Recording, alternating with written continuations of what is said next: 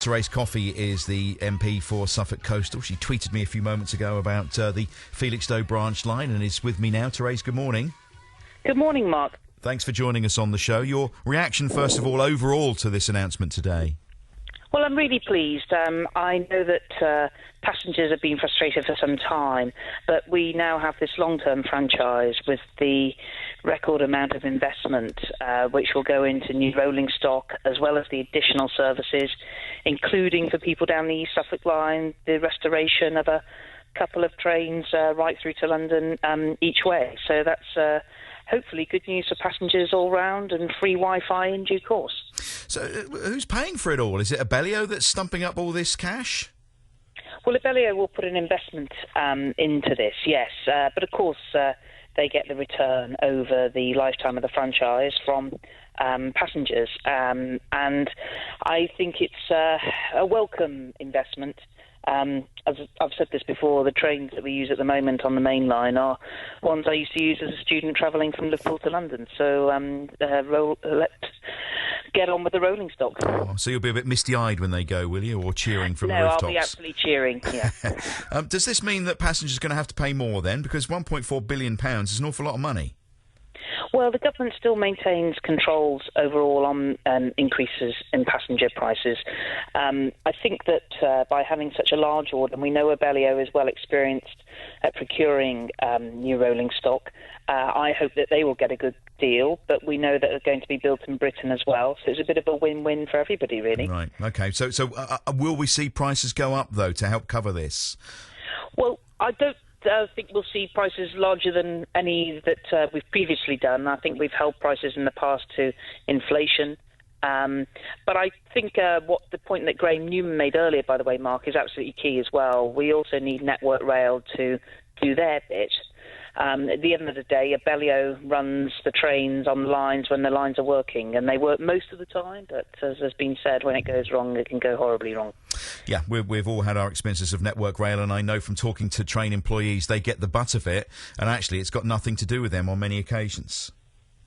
That's true, but at times also Abellio have made choices, which has led to the trains being out on the Sudbury and the Felixstowe lines. That's not the kind of service I want to see, particularly for residents of Felixstowe. And when I met Mark Kahn recently, we were discussing a number of matters, including freight line, and I made it very clear that keeping passenger services from Felixstowe to Ipswich was non-negotiable for a town of about 30,000 people. There is conflict there, isn't there? And you've heard it as well. I'm sure you were listening earlier on, and several people have said to me, you know, trains are being cancelled, passenger trains, because of late-running freight trains. It seems as if the two struggle to coexist at the moment. Well, I think there are tensions at times, and that's why the idea of putting the loops in to allow passing trains or holding trains, not just the single line that we have, that's still the number one priority for the strategic rail network, because they recognise this bottleneck on this stretch.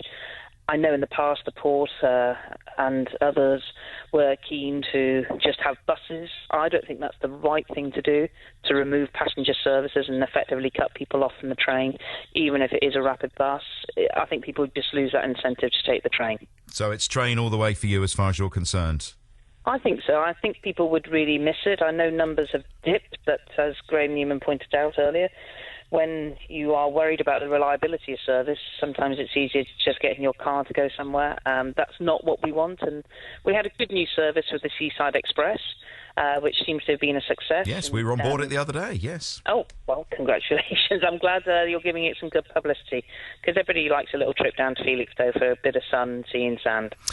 If we have a long, lovely, extended summer, but the leaves may start to fall, are we going to have Leafgate again this year? We saw leaves damaging track and wheels last autumn on that line, the Sudbury to Marks Tay line. Your colleague James Cartledge was up in arms about that, and Abellio were taking a train off here and putting it on there and putting it back over there, and, you know, there are immediate things that need sorting out.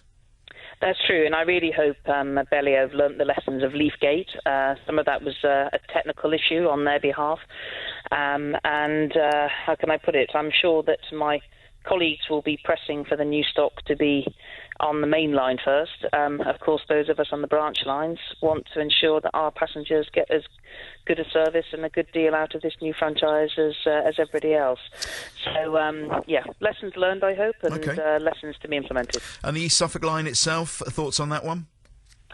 Well, I'm pleased. I know it was sad. People were sad when we lost the through services from Lowestoft through to London. I'm not exactly sure how it's going to work. My assumption is it'll be the same kinds of trains that we have now that then hook on Ipswich. But the point is that people won't have to get on and off the train and change platforms and have that kind of almost guaranteed through service, which is of great comfort. The interesting thing, of course, is Norwich in 90, Ipswich in 60 for those commuters. And a lot of going, way lovely. But there are communities along the rail lines who are concerned that their local crossings will be closed to achieve this, and that it will cause a lot of disruption for some local communities. Well, I'm more aware of the crossings along the East Suffolk Path, Sure. which of course aren't affected by that.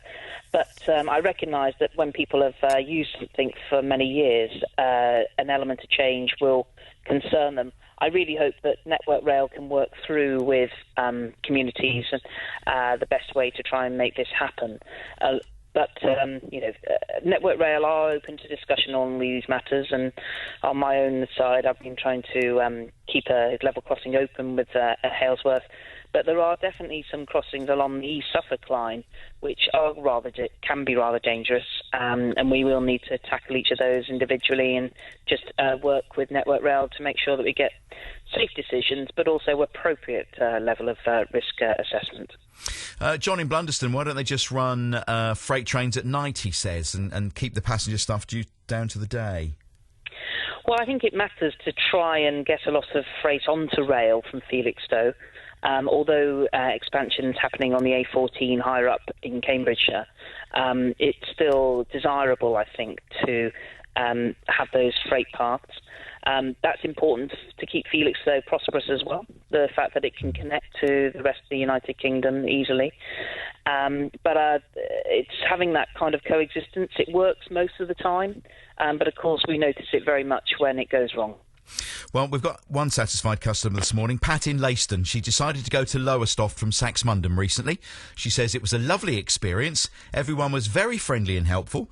The train was bang on time. Really enjoyed it. Only cost £8.30 for 3 of them. They enjoyed it so much they did it again. Well, what a bargain. And that's great news. So, absolutely. I try and take the train when I can to and from London. It doesn't always work for my convenience, but most of the time the train works really well, and it's great to see passengers on there enjoying themselves, as well as tourists, of course. Yeah. And we had some fun and games with what happened at Latitude. I found 2 ladies 5 days later were finally going home because they'd had such a great time in East Suffolk. Well, at least we've got some movement in the right direction, but it's got to start happening pretty quick, hasn't it? Well, the Transport Secretary, Chris Grayling's up in Derby today.